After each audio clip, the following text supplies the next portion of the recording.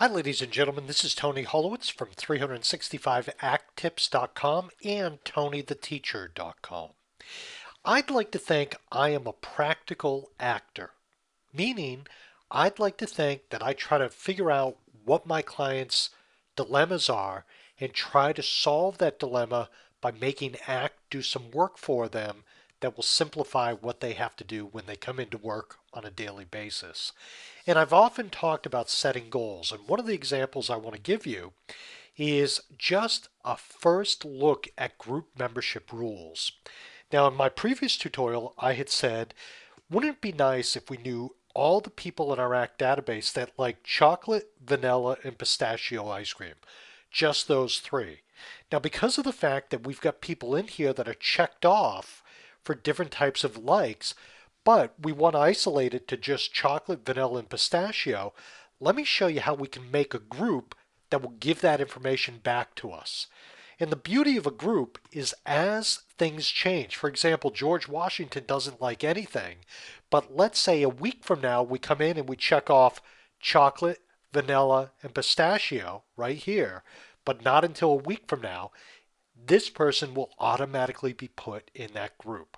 So let me show you what I'm going to do. I'm going to come over here on the left-hand side to the three little individuals here, click on that, and I have started the process very poorly of creating chocolate, vanilla, and pistachio.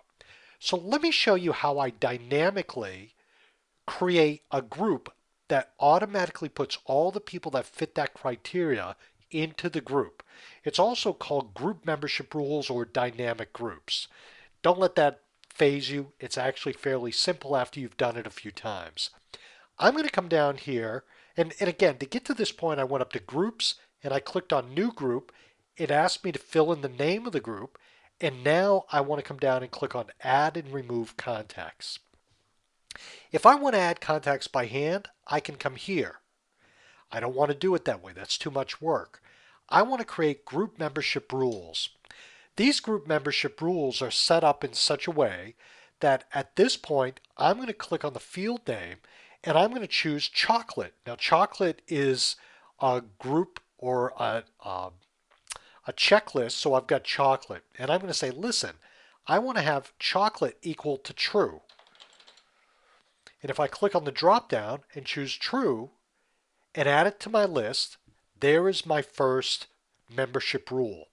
If I click on preview, it's going to show me that there are 11 people that like chocolate ice cream. But I need to get a little more complicated. I need to also add vanilla.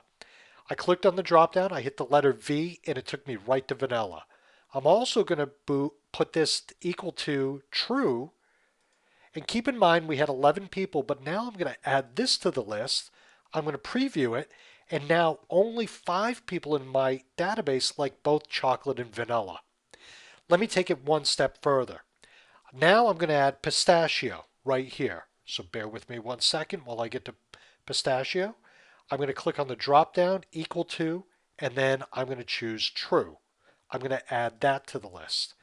Now I'm going to go down and click on preview. And it shows me that there's only one person in the entire database that fit those three criteria, chocolate, vanilla, and pistachio.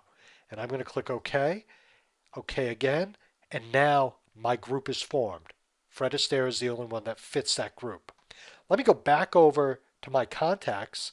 I said I'm going to change George Washington to chocolate, vanilla, and pistachio. I'm going to save this. I don't really have to save it, but I just did. I'm going to go back to my groups.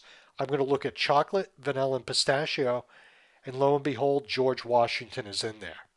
So the great thing about groups is as criteria for that group changes through time, people are automatically added to that group. So that's a great example of how you can use groups to keep information in front of you.